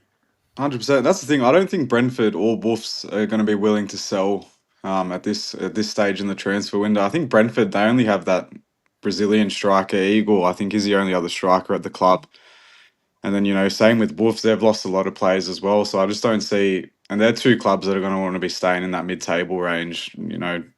Trying to fight for a spot higher up the table. So I highly doubt they're going to sell to us. The Vlahovic deal seems like the likely of the three. But it's a concern because I feel like Juventus have been flogging him out, nearly every window since he's joined. So there's a bit of a worry there. He's obviously a good goal scorer and he's got the pedigree, but there has to be a bit of concern with why the club have been flogging him around for the last two windows, to be honest. Could you not get him on loan, maybe? I mean, I agree, Corey. There's got to be a reason why Juve are doing that. So I think a loan deal, if possible. I don't know how wages would work in that way, but maybe that's an option. And then you get Strand Larsen in as well, and you've got the two strikers. Like I've said before, I think Jackson, I would have preferred him because I think Strand Larsen, he's a good player. He's still relatively young. He can improve, but he's not going to create something for himself. Whereas I think Jackson, while he's no Isak, I think he's got more scope to improve. It can make the odd thing here and there for himself. So Strand Larsen, look, he's better than nothing, obviously. And the fact is, he can't score goals. Like, you know, if he can score goals for Wolves, he can do it for us. And playing with better players, I've got no doubt he will improve and become a better player with us than he would with Wolves. But I would like somebody else who's also, you know, a quality striker, a very good striker to complement him. Wissa, maybe, I suppose. I think with those two, to be fair, they're both good Premier League strikers. So at this moment in time, we have to take that. And you're going to have to overpay, unfortunately. That's just the way it is right now. Yeah, the only thing I don't think we should do is for us to overpay as a buying club and then to undercharge as a selling club. 100%. It's just... 12, 11 on the penalties, boys. Mental. I know, they're still going strong. Mental. I Yeah. can't believe that. I thought it'd be all over now. No, it's 11-11. Oh, my days. The penalties will be going after this stream's finished by the looks of it. Yeah. I mean, it's a strong side. By the way, Corey, are you needing to get away, mate? Pardon? Are you needing to get away? Nah, mate, I told the boss that the car shit itself, so I've got at least another hour or two. Extended smoko, mate. Oh, fantastic. Obviously, the other bit of news that came out today was this talk about the Sven Botman, the interest from Bayer Leverkusen ahead of Monday's deadline. With our friend Mr. Romano, Mr. £5,000, and I'll say, if you want me to, allegedly Romano. Yeah, okay. Yeah, exactly. Bayer Leverkusen made an inquiry of Sven Botman as a new centre-back target in case Hincape leaves. Deal seen as more than difficult. Newcastle don't want to sell Botman, so unlikely to happen. Was Romano's message. So it's not a story, then, is it? Do you know what I mean? It's like, this is the problem with this guy. Do you know what I mean? Basically, he allegedly gets some cash because he's supposed to be quite litigious, is our Mr. Romano. He does like to go after people. So I'll say that allegedly. There's no. I mean, just to okay. Remember that you'll never guess who's this from Man U. Go on, Sheshka. Gutted, brilliant. Get in, perfect. The night gets better.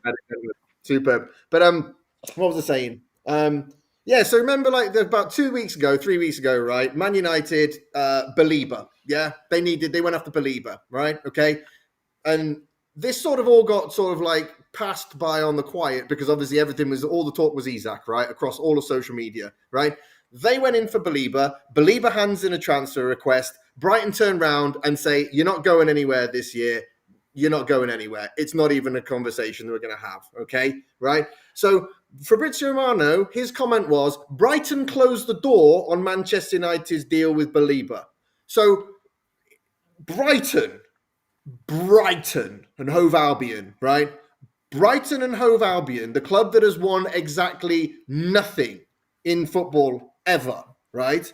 Versus Newcastle, 4 times league champions, 6 times FA Cup winners, you know, the 9th most successful football team in English history, can't close the door for what?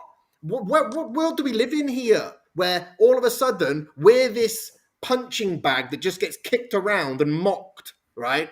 Because, it's Liverpool's involved. But hang on a minute, Man United, aren't they just as big as Liverpool? Aren't they the grand dame of the Premier League as well? Haven't they won, like, they won 11, 13 Premier League titles, more than anybody else? In the modern era, like, Liverpool have won 2 Premier Leagues, you know? Yeah.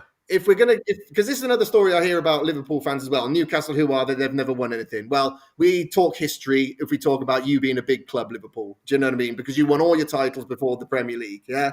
So if we're going to talk about history, we have to include Newcastle's history. Yeah. If we're not going to talk about history, you've got 2 titles to your name, sweetheart. So yeah, pipe down. You're not a big club in the modern era. What are we talking about here?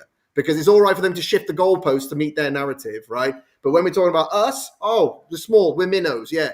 If we're so small and we're such minnows, how come they're producing animated videos about us, right?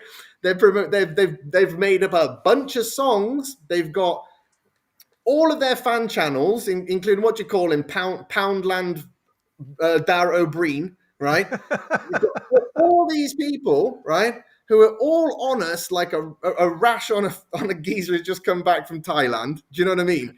And this.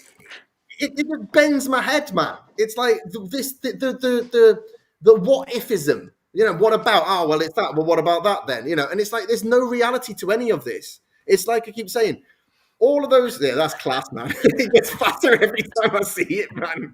That's excellent. It really is. But what was I saying? So with regard, because I mean, I'm completely thrown by this umbrella stuff. Really am. But. Like I agree with what you're saying, Vlahovic. Again, the thing is, I think that the 2 points about that guy is that apparently he's not supposed to be a very nice person. Apparently he's had affairs with wives of colleagues and everything else. Yeah, bit of a that doesn't make him a bad person. Well, I know, but I know, but obviously not exactly the kind of harmonious, like family member that obviously our man. What's he called? Well, according to like a certain excuse me, Sing Super Cash. Thank you for the $5 Sing. Belieber never handed in a transfer request. He is keen. Well, according to sources, he did. He is keen. He is keen on the move. Well, I mean, according to sources, he did. But he isn't willing to do. But he isn't willing to do what Isak is doing. At least fair enough. At least come with a fact. Well, there were sources out that said he handed in a transfer request. Do you know what I mean? That was what we were told. I mean, that was it. Very, very clear on various social media channels. I think Side TV was even covering it. I think Goldbridge said he'd also handed in a transfer request. No, so obviously, you can't get much more. Well, he would obviously, but again, I mean, I don't have the time to go and fact check every social media thing especially when it's not my club. Do you know what I mean? I couldn't give a toss, to be honest with you. But I think that's the difference. Sorry, David. I think that's a difference with Isak. Like he said, unfortunately, I think we have tried to close the door on this whole saga. We've tried to nip it in the bud, and Isak isn't having any of it, and he's down to. But where's his transfer request? If he's so entitled, the $4 million that he's okay, let's just break it down into finances. Then, if we're going to go. The cold hard cash of it, right? If he's on 140 grand a week, right? Okay, and they're going to pay him 300,000 a week. That's 160,000 plus a week more. Okay, 160,000 a week is what? 160,000 times 52. What's that? That's going to be an extra what? 8 million roughly a year, more or less. Okay, so he's going to make 8 million just for going, plus a signing bonus of what? 5. So that's 13. Whatever he loses. Do you know what I mean? My point is that if he. Why would you be so bothered about losing 4 million in loyalty bonuses if you don't hand in a transfer request? Exactly. I totally agree. And why didn't he do that on the 21st of July when he was exploring his options? Because his agent is like in his ear, like you say, saying, no, we're not going to lose that money. We've lost enough money because we didn't get a rise last year, so we're not going to lose money. Do you know what I mean? So it's toxic as hell. He wasn't even his agent last year. He wasn't even his agent last year. He's literally just taking him on 3 months ago or something. Well, the thing is that the whole thing basically has been an absolute fiasco from start to finish. Yeah, the club's we all agree on that. The club's not covered themselves in glory.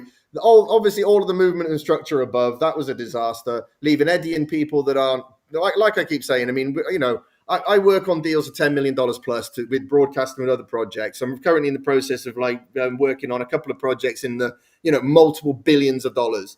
And I can guarantee that as much as I do a lot of the, coordination, putting people together, making introductions, piecing things together, I do not do the negotiations and the closing. We've got some very, very, very, very, very strange and scary, borderline sociopathic lunatics that do our closing. Do you know what I mean? And they're mental. They are crazy people, you know, but that's what they do. They are the people that close those massive deals. And Eddie Howe's nephew, I don't care if this nepotism stuff, the kid wouldn't have the job if he wasn't good at what he does. Do you know what I mean? You know, again, when people talk about, oh, he's only got the job because he's Eddie's nephew. Well, no, he's got the job because he comes as part of the coaching team. I mean, how many top coaches don't travel with all of their other, you know, managers don't travel with all the other coaches? You buy the manager, you buy all of them. Look at 10 pence at Manchester United. When they fired him, it cost them another, 7-8 million to fire all of his staff. Do you know what I mean? Yeah. Because that's the way it is. When you hire a manager, you hire their entire package. Do you know what I mean? Eddie, when he was talking about going to Celtic, said it wouldn't have been right for him because he couldn't assemble the team, because all of them had gone and done other things. But when Newcastle came along, it was perfect timing because everybody was available. So, as I said, Andy Howe obviously does a good job, but let's face it, he's no closer. He's not a negotiator. He's out of his depth. But it's like I keep saying, who else? I mean, listen, if he stepped up to the mantle, right, because there's nobody else that's willing to do it, because somebody, you know, if you look at the way it's worked out for me, and this is what I said, we all point the fingers, right? And you know, sometimes you have to point and blame somebody.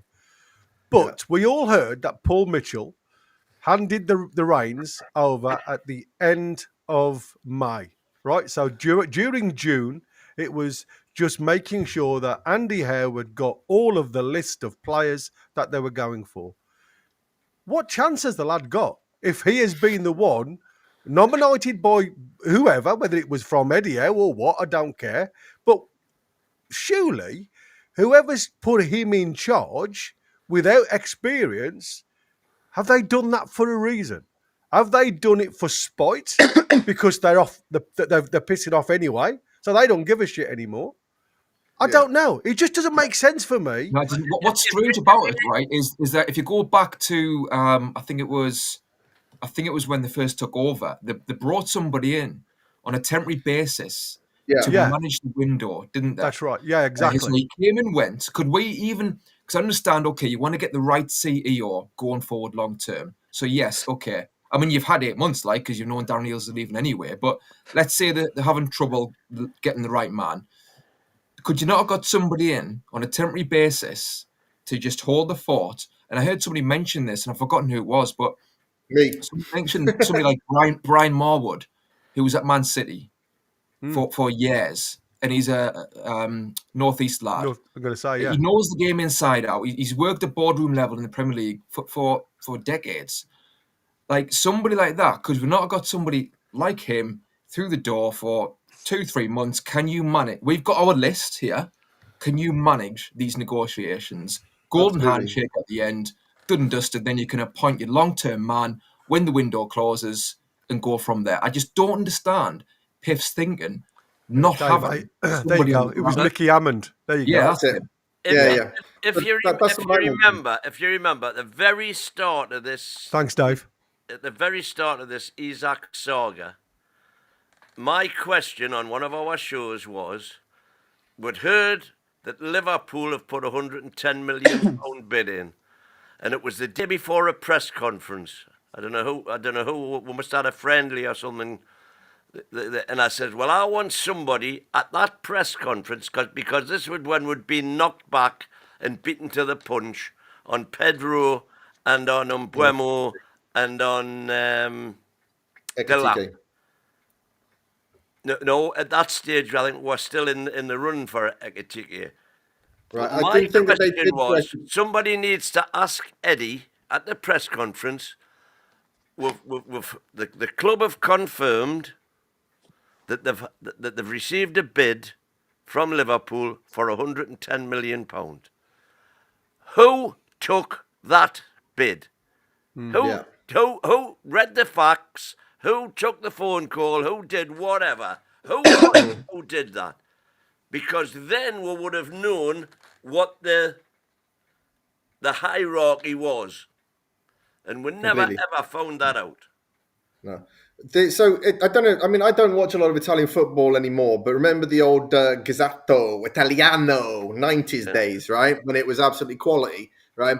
So they have a very different structure So basically, the coach, because obviously a lot of them have the sort of coach, football, director of football model, don't they? So it's not a manager like it is over here. They're very much just coaches. So the coach talks about everything to do with football in terms of the squad, the players' fitness, the game ahead, blah, blah, blah. But everything else, it's the director of football that is interviewed by the press. And I think that that's definitely something that, I mean, it's not common. It's not at all common, but I think it's something that Newcastle should absolutely start doing, because you know what I mean? It's like, I don't want to hear Eddie Howe come out and talk about. We did a full show. We did a full show on the piss poor PR. Yeah, it's a shit show. I know. I mean, that was one of the things that I sort of been banging on about in the group, and obviously to anybody who'll listen. I mean, again, from my perspective, you know, again, being in the sort of media side of things, again, going back to it bleeds, it leads. We had no control of the narrative of this entire summer whatsoever. Do you know what I mean? And let's face it, in silence, you know, manure will waft, so to speak. The silence, you know what I mean? Happening. Exactly. And you end up with people just filling the void. And especially when there's paid actors out there, again, we won't mention them, but paid actors who are basically going to fill that void with whatever they want to. And then, of course, it's just snowballed into being the fiasco that we've had to sit through all summer, you know? I mean, everything could have been handled better. Hindsight, it says 2020, you know what I mean? It's clear that he's underpaid. Do you know what I mean? You have to go back to that. He should have absolutely been paid. He should have got a contract. It doesn't matter if he's got 4 years left. You don't let your prize asset be unhappy. You know what I mean? If they'd have banged 200, 220 on the table for him, you know what I mean? Giving him an out, maybe year 2 with a release clause of 125. So he knew there was a target in 3 years. If things weren't going well, he could literally jump ship. I'm sure he'd have been happy. His agent would have got a nice big fat check as well. So he would have shut up. And then basically we could have gone forward with a bit of peace of mind. But to let it bubble along is just stupid. Now, again you say that's 2020 hindsight, and it's going back to when we were in the PSR doodah, when we had to sell land, we had bigger fish to fry, we had J7's contract coming up. And you know, again, I'm being devil's advocate because I've got no time for Paul Mitchell. No, absolutely. And I totally to be fair, at the time, those were all the balls that he was trying to juggle. Yeah, and of course there was all the stuff with Gordon as well, because obviously we'd absolutely spanned that guy because he'd had a terrible time away with England. He'd been basically made to look a fool by Southgate, and then come back and obviously realised that he was literally 90% out the door to Liverpool, and then he came back.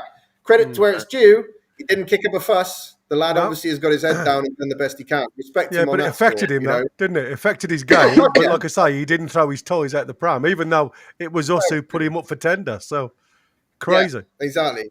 It is crazy. So we are number 17, I believe, in the pot for anybody that's interested in the Carabao Cup. Yeah. We enter the round now. Is the draw on yet, Win? It's on the adverts at the minute. It'll be coming on any second now. Okay, so we'll keep our ears out for that. We might as well keep going until then. Yeah, let's have a quick look then at the rumours. This is the Rumourville. And incidentally, we're doing a live special tomorrow night, 5 o'clock, for the Champions League draw. Yeah. So come and join us at 5 o'clock tomorrow for a quickie. Hey, don't say that very often. Well, I do. Oh, you can't whack a quickie. Here we go. You can't whack a quickie. Anyway, so let's have a quick look at this one. Willisula linked to a move out to Bayer Leverkusen. They're interested in taking over Willisula. This is, again, within the hour, as you can see, 56 minutes ago. They're still asking questions of whether he's available or not. And again, I think in our current situation, I think the answer is going to be no. Strand Larsen, again, 5 hours ago, still interested from Newcastle towards Strand Larsen. Again, you have to question how much we're going to have to pay to get this lad done. But one that obviously came out of the blue to a degree today was young Kobe Mainu. Again, with the injuries impacting two of our star performers, if you like, with J7 and Tonali, does this ring any bells in your head at the minute to say that even though we are unsure of how serious these are. With us looking at the likes of KB Mainu, potentially loan with an option to buy. Do you think there's some relevance to the injury crisis now, midfield time-wise, with us being linked to Mainu? I don't think there's even a slight chance that they're gonna offload Kobe Mainu, especially with like the departures of Garnacho. It looks like to Chelsea, and then Rashford to Barcelona. He's like one of their only academy products left in their starting 11. Amarin's told him he could go. He doesn't want it. He's Yeah. not part of his plans. I don't know if that. Yeah, but the thing is, if he goes, who do they have in midfield after? They got a 34-year-old Casemiro. They've got a Ugarte who's absolutely dreadful. So. And then Bruno Fernandes, he keeps playing at the 8, but this is the reason why they can't win a single match, because he's not an 8, and they keep chucking him in there. So I just don't see them letting go of probably their only natural 6 after a 34-year-old Casemiro and being an academy product. I just don't see that eventuating. Totally. Geordie Z took on Super Chat. Quick fix DOF won't work. Takes months to buy big. No, I think what we were saying, Geordie Z, was that we should have had a temporary DOF at the start of the window. Exactly. Yeah, because they had that temping agency, didn't they, looking at all the CVs and stuff like that, and then that's where this lad come from, I believe. And he did an okay job standing in for Ashley. He did. But thanks for Ashworth, the super chat, Geordie. Thanks, Geordie. Cheers, buddy. On Kobe Mainu, okay. I mean, I did my. I studied in Manchester, so I was there for the best part of 10 years because I did a bit of a Van Wilder and took my sweet time to get my my bachelor's of science, but then did my master's afterwards. And I grow to absolutely. I didn't like Man United before I got there, and I grow to absolutely despise them in the 10 years that I lived there. I mean, I lived in Salford, so everybody's a red. Do you know what I mean? And you got the gypsies. Belting down the road on quads in Man United shirts, being chased by their cousin on horses, and obviously the students are the enemy of the locals. So it was wild. But all my mates were City fans. This is before the Thaskin Shinawara takeover. So do you know what I mean? The good old days. They just moved to the Manchester City Stadium, but they were still crap. So it was quality. There was a lot of synergy between Newcastle and City at the time. And I've always been in a position where I didn't want to, obviously after, Nicky Butt playing for Man United in a black and white shirt in the cup final for them that time, where basically every pass accidentally went straight to one of his old former teammates that I never let down. And where you went and took a drink from a bottle in the Man United dugout. Yeah, and then good old Alan Smith, I'll never play for Man United. Mr. Leeds Smith then came to us at the death throes of his career. And Obertan, the other donkey we bought off them, I sort of said to myself, I would hate the day that we give them another pound note. However, buying Kobe Mainu, their prized asset from their academy, would absolutely send their fans into an absolute meltdown. And to see him thrive in a Newcastle shirt would just be the sweetest of things. Yeah, but also, again, if you think about it, we got Ramsdale in goal. We've got Hall at left back, Tino at right back. We've got Gordon at left wing forward, right? Okay. You buy Kobe Mainu, right? You've got Ramsey on the cusp of the England squad. Potentially young Miley will also be in the squad. That's as many as 8 players in the England squad if we got him in. And for a fact, like I said about Rashford, if he'd come through the Norwich Academy, no one would even know his name. Let's face it, man. 87 goals in 287 appearances is not good record, especially for a Man United team dripping with international talent. Do you know what I mean?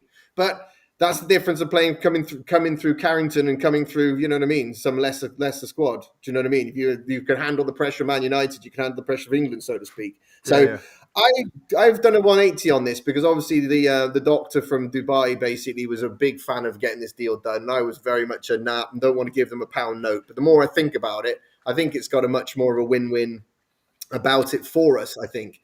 Again, young... James Cuff's in there. How would work absolute wonders with Mainu. Absolutely. I love a bit of Toon. Who we got next anyway?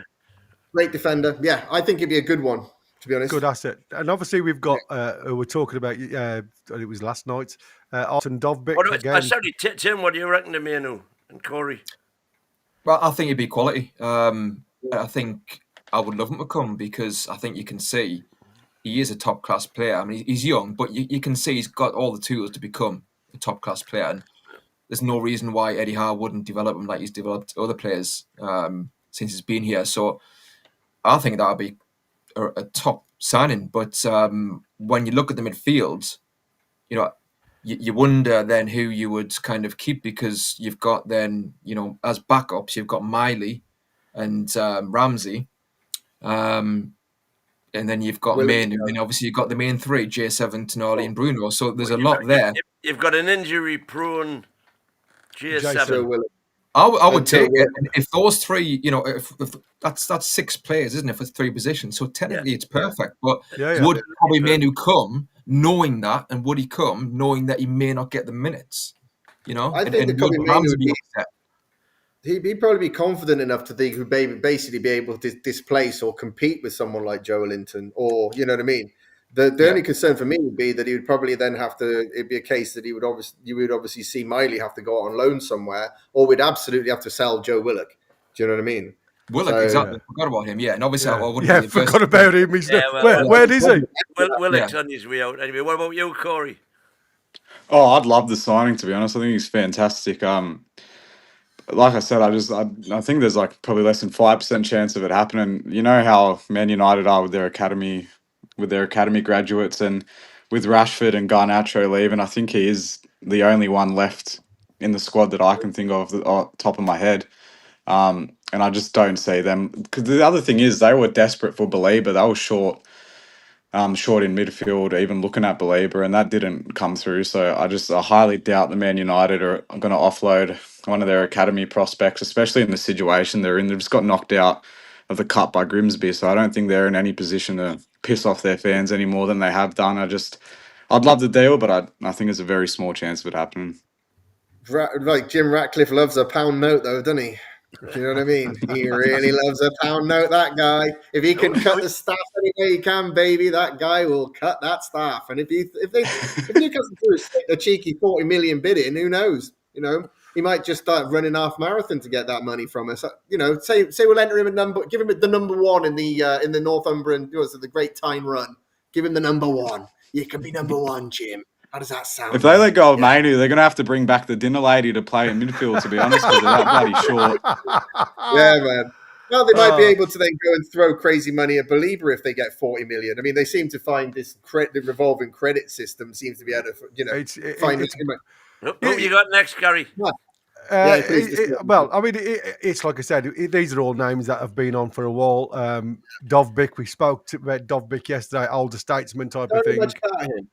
Artem Dovbyk, he's got something about him. Again, at Roma, his head's very much a confidence player. He's not really doing much. He's played 17 minutes at Roma. He seems to have literally lost his way a little bit. I quite liked him last season. I think it was, I can't think of the amount of goals he scored, but I mean, he'd got double figures at a certain point. But again, he's towards the end of his peak, if you like. Right.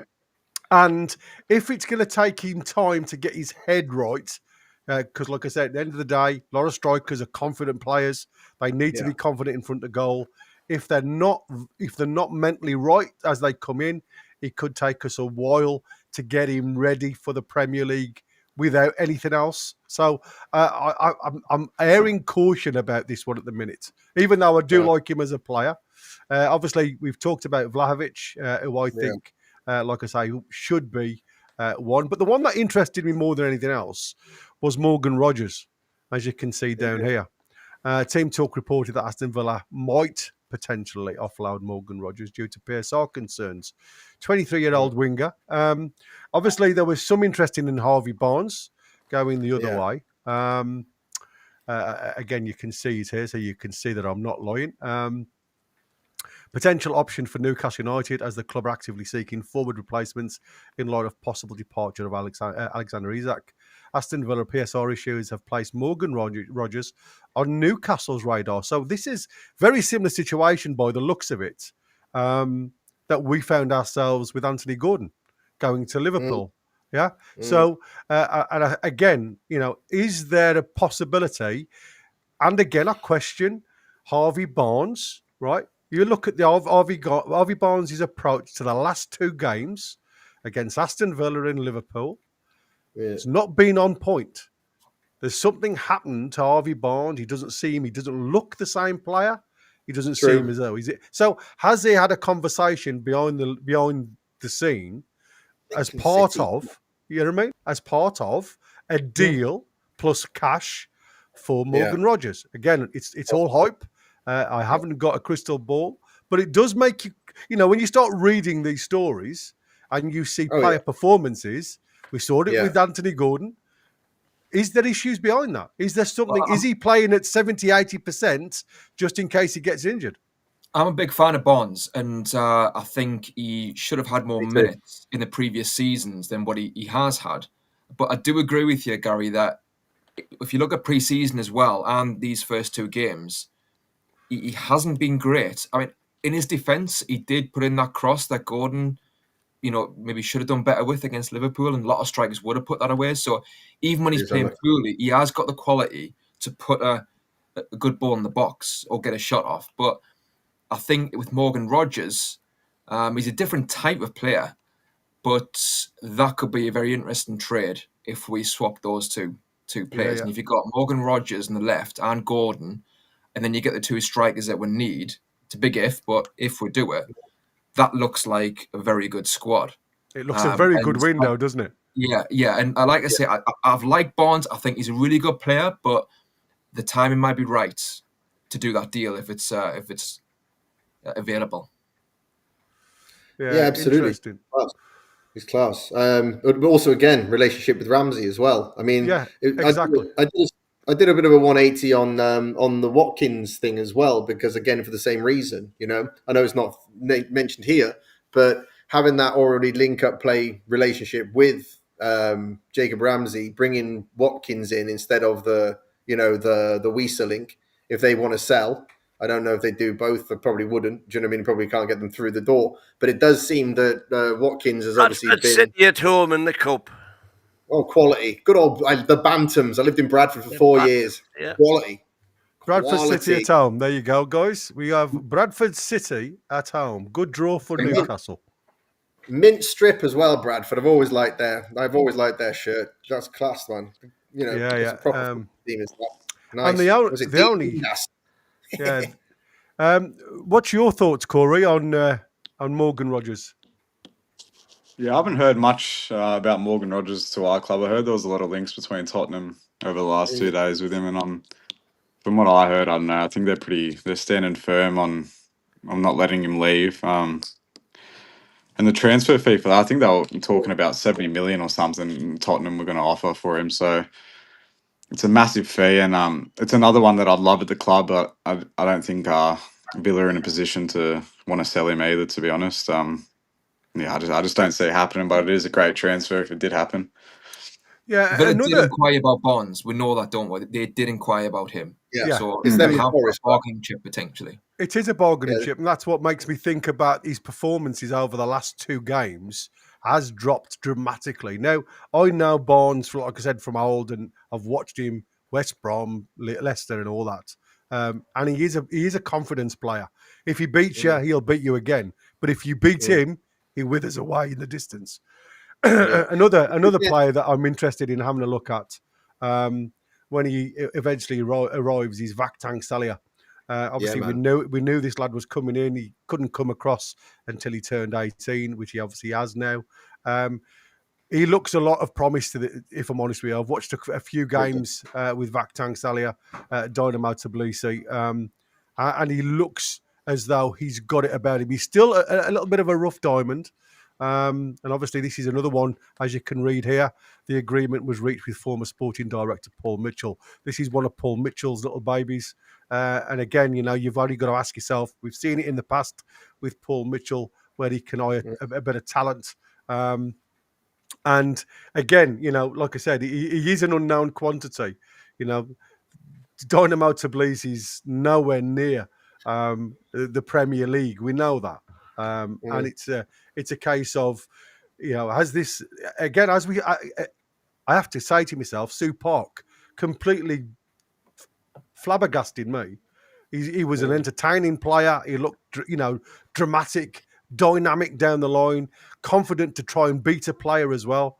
Again, for me, as we've seen with Arsenal playing the young 15-year-old, Liverpool playing the 16-year-old, Eddie Howe has got to change his mentality towards the kids.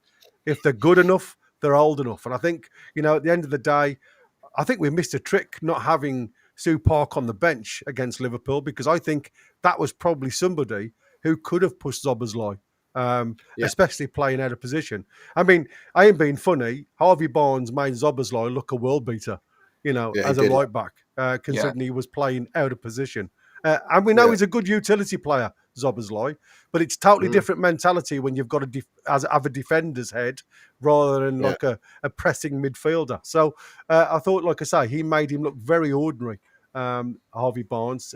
So, like I said, interesting one, because he plays very much the Harvey Barnes inside left role for Dynamo Tbilisi, out on that left-hand side, if you like. Another one, if you're thinking about playing in a 10, this lad has that ability to play in the 10.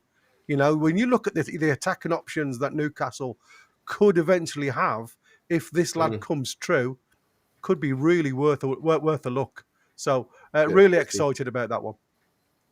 Yeah, absolutely. Yeah, it looks good. I mean, I've only seen bits and pieces of him from under 18s competitions for Georgia, but again, they seem to be having a bit of a golden era, don't they? Since they've got Mamadashvili, they've got Kravachvili, this guy.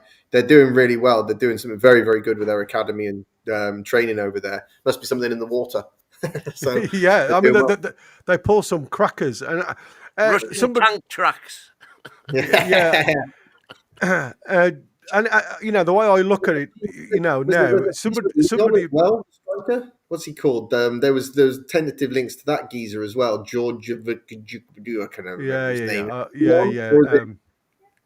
Lyon, Olympic Marseille. Yeah, I mean, I know who you mean. Marseille, right? I can't remember his name.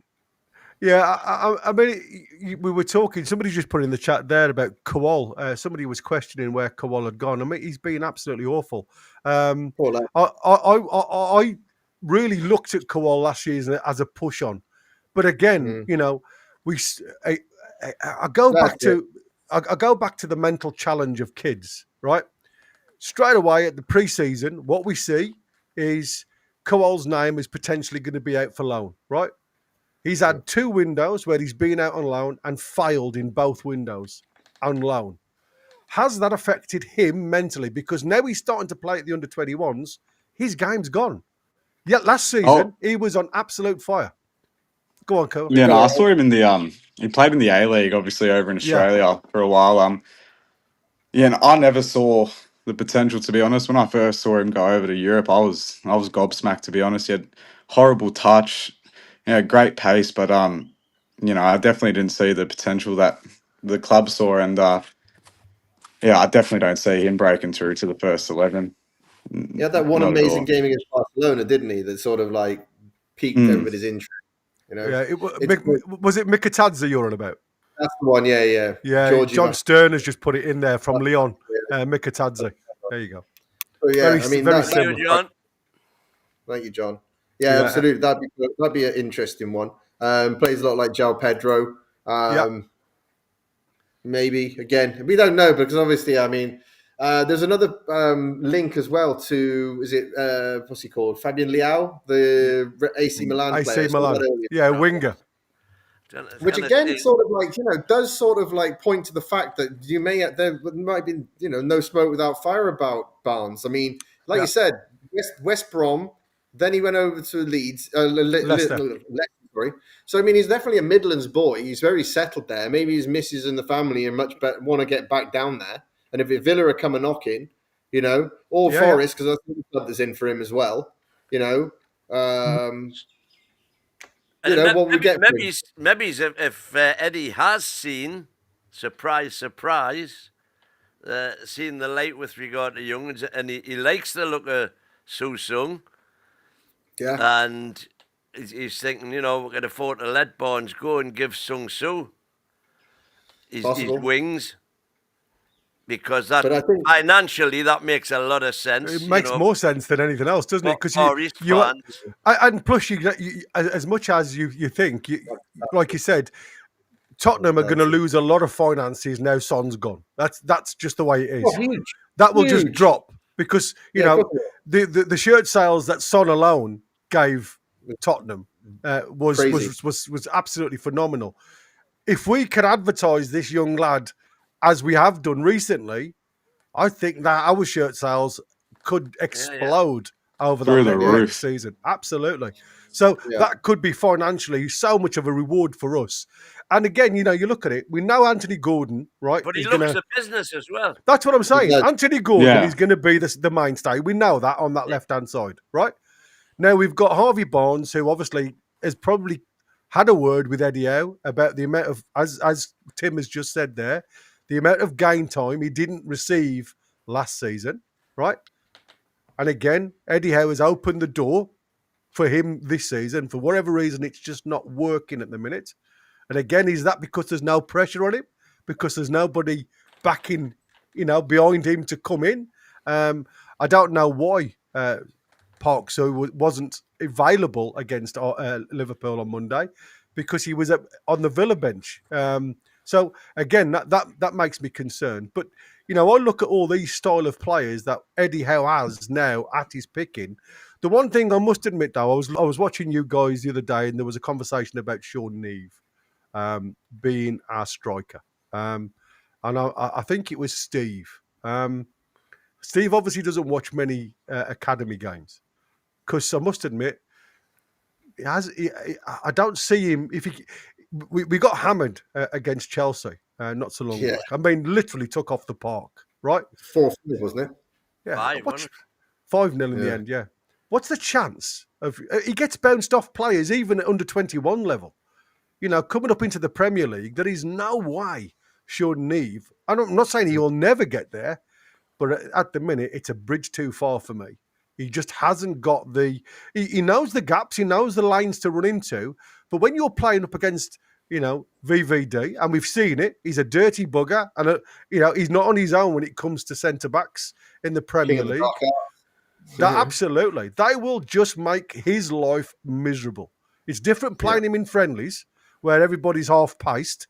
But when they come and knock him, mate, they don't stop. You know what I mean? They'll tear him a new one. Did you watch that 5-0, Gary? I've watched the highlights, if you like.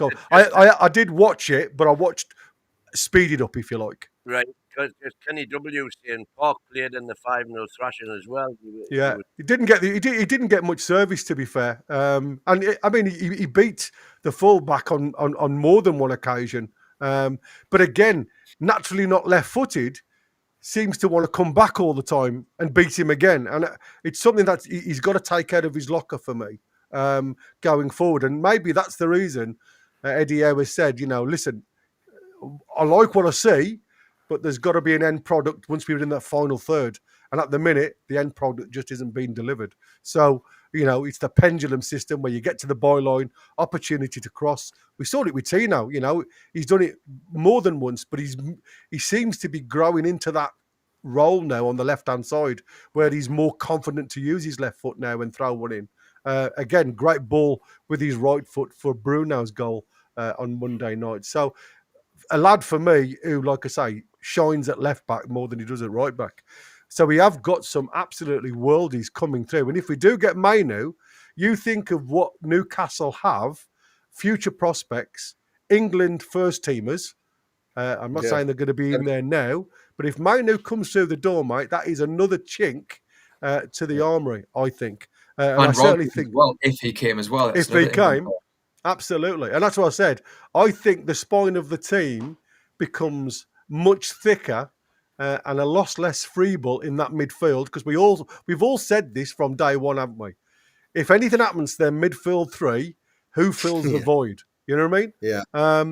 I do feel a little bit less jittery when I see the replacements coming through now. So fingers crossed, we'll see what happens.